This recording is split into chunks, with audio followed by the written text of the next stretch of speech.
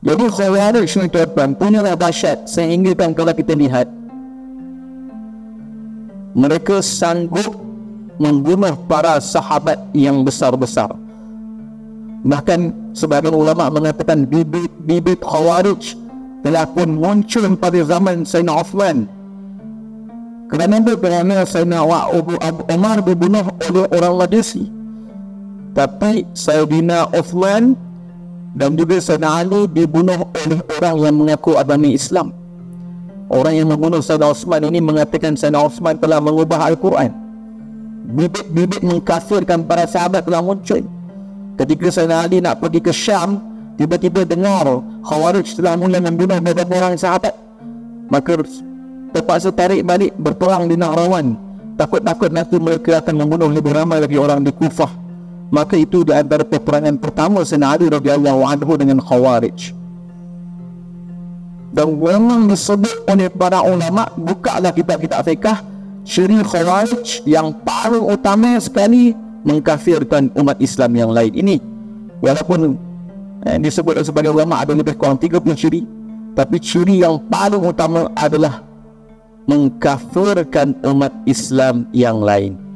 Pendoktrinan ideologi takfirisme ditanam dalam diri seseorang tanpa dia sedar. Kalau orang menanam ideologi takfiri dalam diri seseorang itu dengan jalan yang terang, senang nak difaham. Tapi tuan-tuan akan tengok cara pendoktrinan ideologi takfirisme golongan Khawarij akhir zaman adalah sangat luar biasa. Sehingga kan kalau saya buat kajian, saya kata ini ilham iblis. Wah, saya buat kajian, saya kata ini ilham iblis.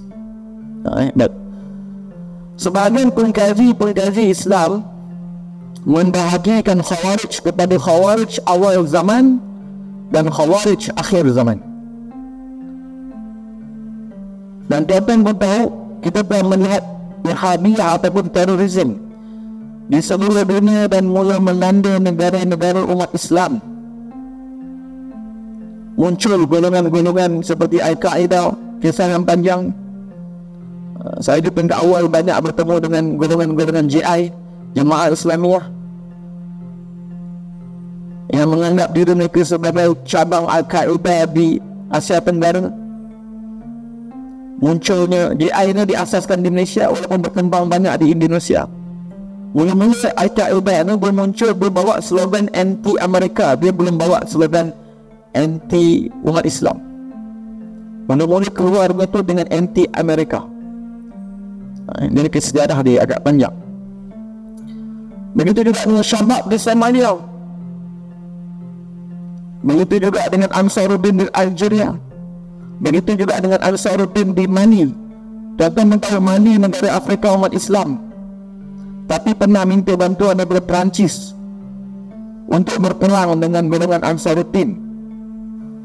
Tapi orang mulai buka mata ketika munculnya ISIS. Masa tu barulah ramai buka mata. Kerana ISIS ni dia buat marketing dalam media sosial, maka ramai orang kenal. Sebelum ini golongan-golongan ni tak pandai buat marketing dalam media sosial, ataupun media sosial belum betul-betul tersebar luas, maka ramai yang tak kenal. Tapi ulama-ulama yang mengkaji telah pun tahu munculnya golongan-golongan ini, ideologinya ideologi pengkafiran. Bahkan ketika kita muzakarah dengan golongan-golongan ekstremisme ni tuan-tuan, sebahagian mereka memandang kita ni halal darah. Dan mereka ni tuan-tuan mempunyai ciri-ciri yang sama, iaitu mereka mengambil pendekatan ketenteraan yang mereka panggil sebagai jihad qital, dan mereka menggunakan bendera atau warna hitam. Apakah dasar akidah golongan ini?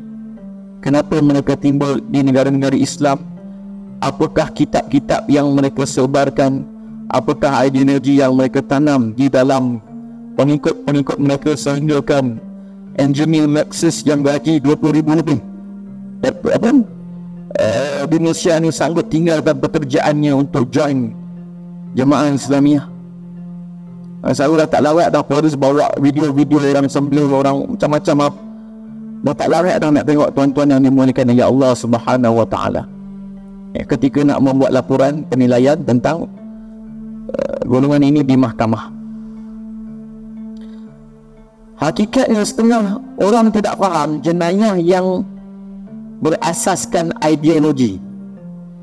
Ada yang kata sebenarnya keganasan ini muncul sebab banyak tengok filem hantu ataupun banyak tengok filem keganasan, maka muncul rasa ingin mencuba aksi-aksi ganas. Ini mungkin berlaku dalam skala individu tuan-tuan, yang kecil-kecil mungkin berlaku. Tapi yang lebih menakutkan adalah apabila ekstremisme itu bertopengkan belief system, ideologi. Jadi ada jenayah yang dibuat bukan berdasarkan ideologi, mungkin kerana nafsu, kerana dendam, kerana hasad. Tapi ada jenayah yang dilakukan kerana kepercayaan, sistem kepercayaan, kerana belief system, kerana ideologi, bahkan kerana menyangka ini satu bentuk jihad. Orang yang memeluk Sayyidina Osman menyangka dia mempertahankan Al-Quran. Khawarij hantar 3 orang pembunuh.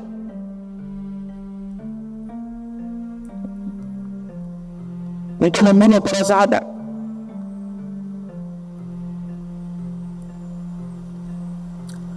Baik.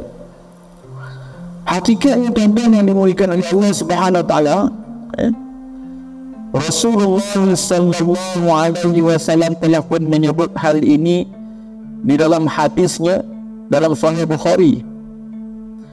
Dan kenapa Said Abdullah Syarif dalam kitabnya Khawarij Qurun ke-12 Sidqul Khabar fi Khawarijil Qarn Tsani Ashar menamakan golongan ini sebagai Khawarij akhir zaman, kerana berdasarkan hadis di mana Rasulullah sallallahu alaihi wasallam menyebut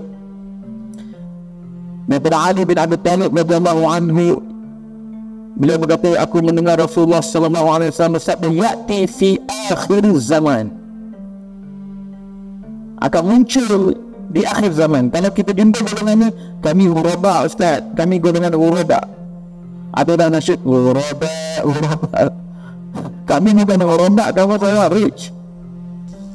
Rasulullah dia akan datang di akhir zaman, qaumun hudatsa'ul asnan, satu kumpulan manusia dan giginya baru nak tumbuh. Kiasan ulama kata, ada yang kata kiasan kepada mudahnya umur, kebanyakan orang muda. Ada yang kata kiasan kepada mudahnya ilmu, baru belajar agama.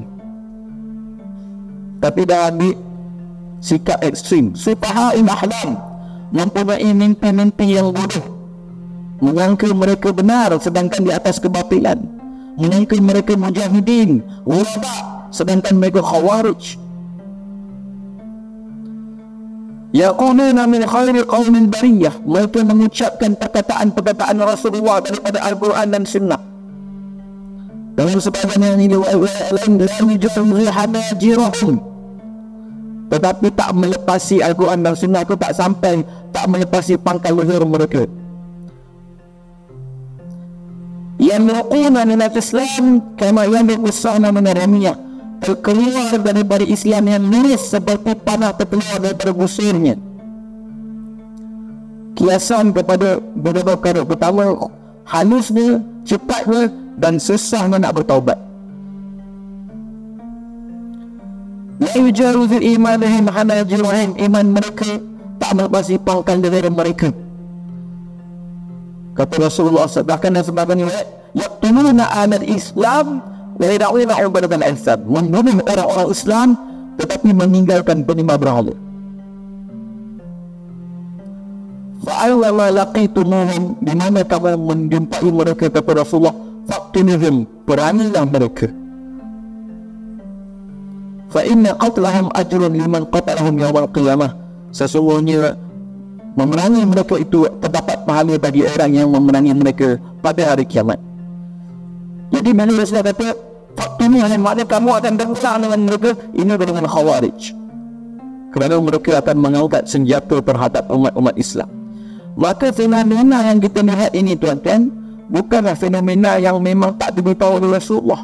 Ulama kata Rasulullah dan mengetahui sebenarnya fitnah yang akan berlaku, apakah ubatnya, apakah jalan keluarnya. Jadi sepatutnya dengan muncul perkara fitnah sebegini, maka bukan kita tak bersama.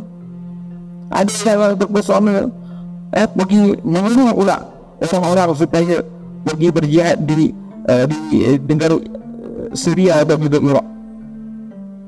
Israel tak sampai ada tak pasal dia pergi jihad pula. Ada kata orang Syekh dekat Algeria, dekat Tunisia, Syekh Hamadi, umat lari umat dan Islam pergi ke Syria ada jihad. Maka Syekh Ahli Sunnah wal Jamaah kata tidak ada jihad, itu fitnah berlaku dalam nama Islam. Nasib baik moderator perancangan itu bijak berkata pada Syekh Wahdi itu, dia kata, Syekh kau ada berapa orang anak lelaki? Aku ada 4 orang. Jom kita beli tiket, kita hantar dari Syria berjihad. Anak aku ni ada urusan, ada apa semua.